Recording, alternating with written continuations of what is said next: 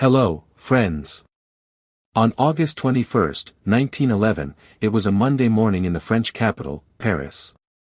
It was quite bustling. People were going to work in their offices when suddenly, three men came out of the Louvre Museum.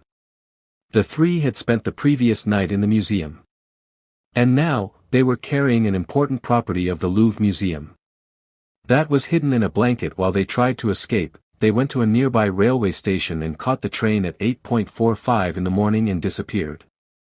The whole world was unaware of the fact that they had stolen a painting.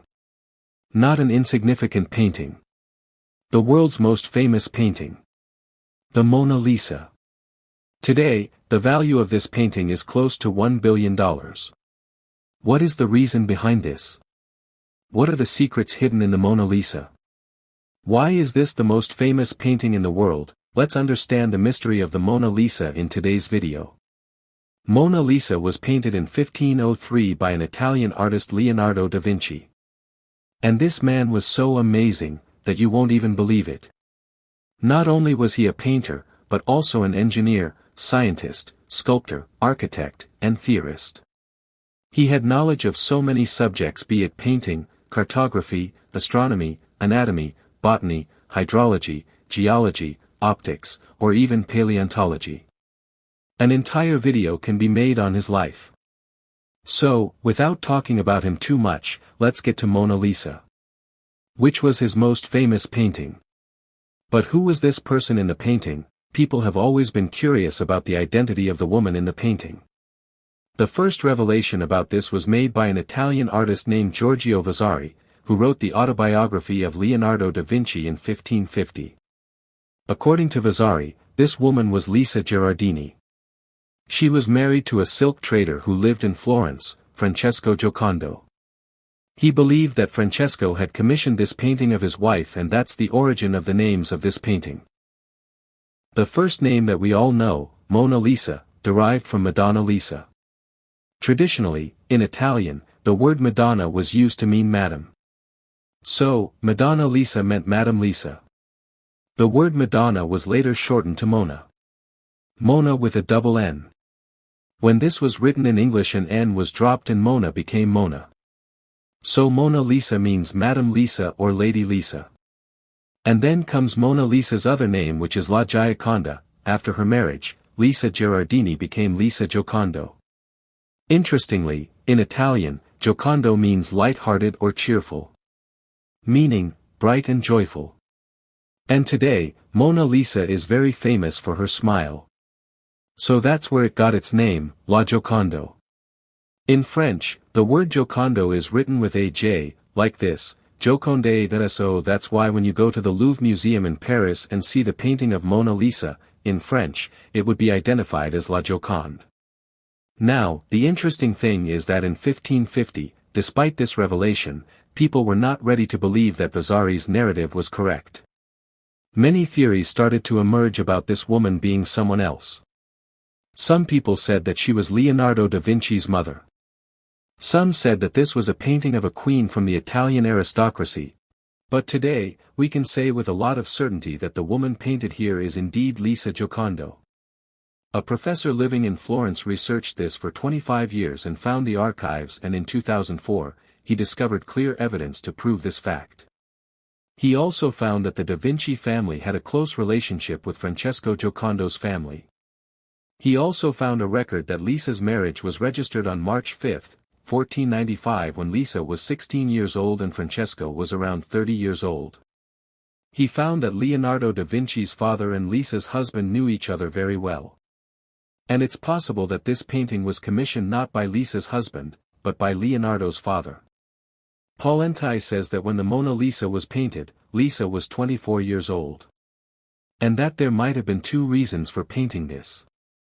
The first reason is that in 1503, when Francesco and Lisa bought their home, or the second reason is that in December 1502, when their second son was born.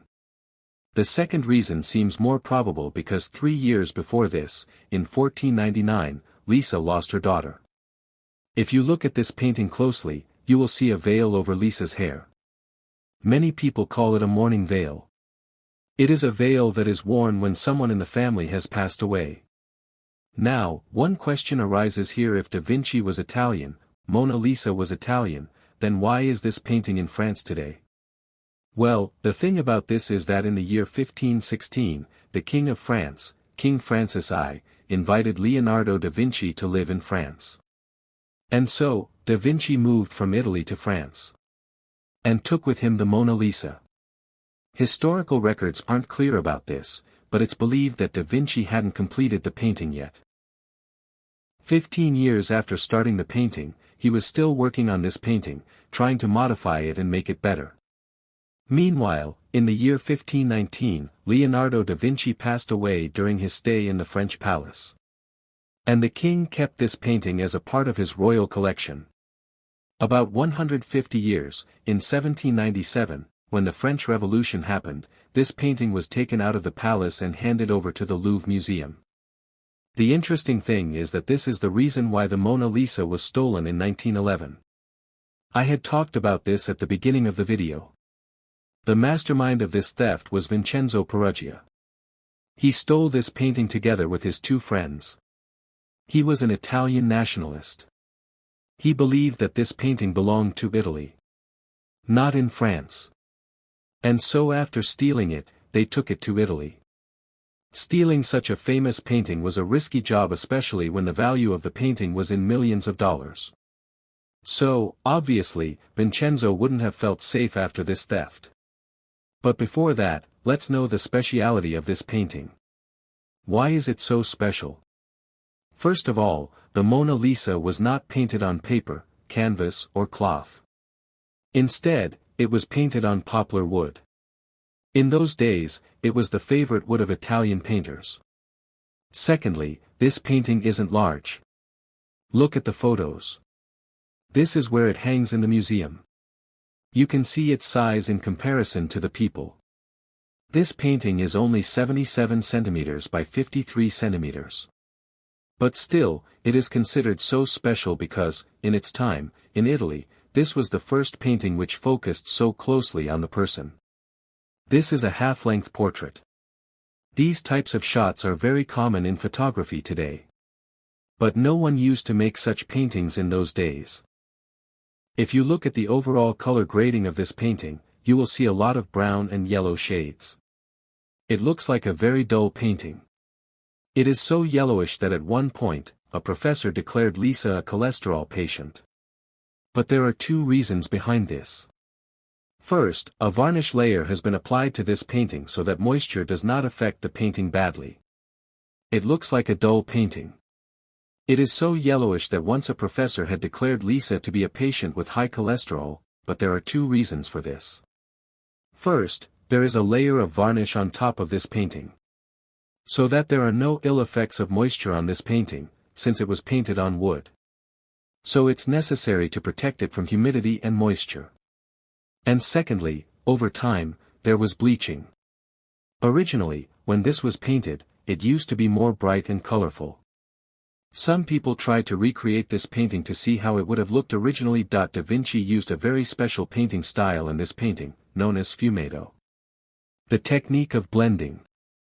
The background you see in this painting is a landscape. It is the Arno Valley in Italy. There are no clear boundaries or outlines between the background and Mona Lisa. In some places, Mona Lisa's hair is blended with the landscape. Blurring the outlines and blending the colors is the technique of sfumato. This is the secret behind Mona Lisa's mysterious smile. Look at Mona Lisa's smile carefully. The more you look at this smile, the more serious this face will look. But now look into Mona Lisa's eyes. Suddenly, you will see Lisa smiling more. If you look at any part of the painting, be it the background, Mona Lisa's forehead or her eyes, you will see the effect. Lisa's face starts smiling more when you don't focus on the smile. To perfect this smile, Da Vinci spent the most time. He spent many nights in a hospital in Florence, where he used to go and remove the skin of D3 bodies. He wanted to study the facial muscles and nerves and how they work together to create a smile. He wrote in his book that, the muscles which move the lips are more numerous in man than in any other animal. It was very difficult for him to dissect the muscles of the lips because the muscles here are tiny and numerous. During this experiment, Da Vinci studied horses as well. He compared human expressions to that of horses. In the notes, he wrote, "Notice whether the muscle that raises the nostrils of the horse is the same as that which lies here in man." Hardly, throughout history, any other artist has dissected the faces of a horse and a human and done these experiments. His obsession with Mona Lisa's smile didn't end here. After this, he did research on optics as well. He found that the light rays don't merge together into a single point on our eyes, rather they spread out over the entire retina. The center of the retina, known as the fovea, helps us see the finest details. On the other hand, the rest of the retina picks up shadows and black and white imagery more. Using this knowledge, he focused on the shadows in such a way that even when you see the Mona Lisa in your peripheral vision, as in, if you are looking this way and Mona Lisa is on the other side, even if you are not paying attention to Mona Lisa, the effect of her smile is still there. When you look at her smile closely, you will see that its central line is a flat line, is why when you look at her smile, it looks like she is not smiling at all. But on the other hand, the shadows created using the sfumato technique, have such an effect that when you look elsewhere, your peripheral vision sees that smile and its shadows are reflected. And then you feel that Lisa is smiling. How would it feel if I told you that the Mona Lisa is not one painting, rather two paintings? This is not a conspiracy theory, it's the truth. Mona Lisa's painting, as we know, a similar painting was created at the same time. The story of this second Mona Lisa began in the year 1504 when another legendary artist named Raphael made a rough sketch using pen and ink. This sketch looked something like this, and if you compare it with the Mona Lisa in Louvre, you can see a huge difference. In this sketch by Raphael, you can see two columns behind Mona Lisa. Here, the researchers believe that Raphael must have made his drawing based on the Mona Lisa painting. So, it was initially brushed off, but this theory was disproved by a German art historian in 1993. And Professor Paul Anti, whom I had mentioned earlier, who had been researching the identity of the Mona Lisa for 25 years, confirmed that Raphael actually lived right in front of the Giocondo family in Florence. So, does this mean that Raphael made an original painting on the same subject, with the same woman in the same pose? This seems quite unbelievable.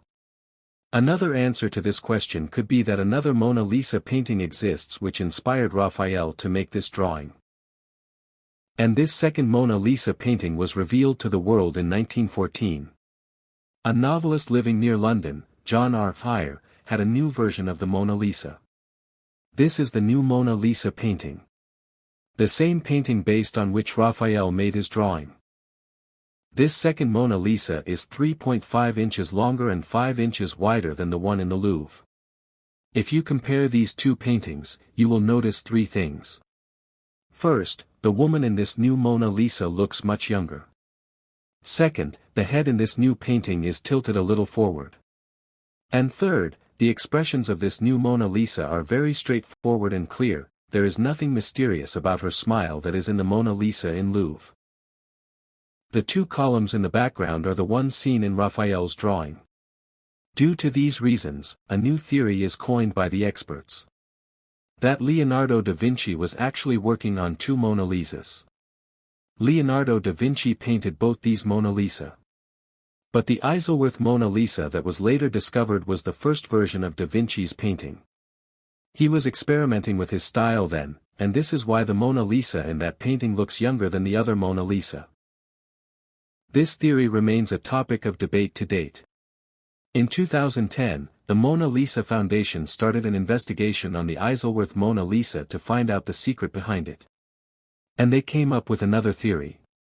They said that the face and hands of this new Mona Lisa were indeed painted by da Vinci. But the background was painted by an inferior artist, perhaps, a person working in Leonardo's workshop had finished this painting.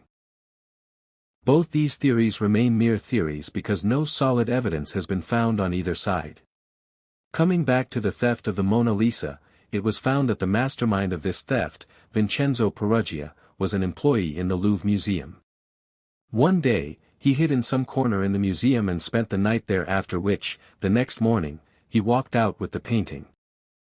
He believed that since Leonardo da Vinci was an Italian, this painting should be in an Italian museum. When the news of the theft spread, it made headlines all over the world. Scores of detectives were put to work to look for the thief. But no one could find him. For 2 years, Perugia hid this painting at his home. He wondered what he could do with it. The whole world was looking for it. Finally, he became impatient and tried to sell the painting. He tried to sell this painting to an art dealer in Florence to Giovanni Paggi.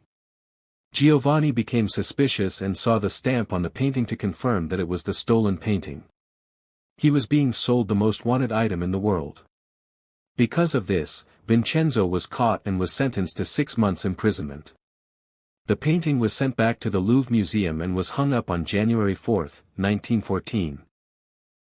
Today, this painting is displayed there, behind bulletproof glass, in strict climate-controlled conditions where humidity is maintained at 50% plus or minus 10%, temperature is strictly maintained at 18 degrees Celsius to 21 degrees Celsius. Perhaps the most interesting part in this story is that only after this theft did Mona Lisa's popularity start increasing. And it became the world's #1 famous painting. That's right. Before the theft, the Mona Lisa was not very famous. People who were interested in art knew about the Mona Lisa, but the common folks did not know about the Mona Lisa. So, if you go to the Louvre Museum and see the painting of the Mona Lisa and you see a crowd of people around it, then you can blame Vincenzo for this popularity. If you liked this video, you will also like the video on Koh-i-Noor. You can click here to watch the video where I have explained the mystery of Koh-i-Noor. Thank you very much.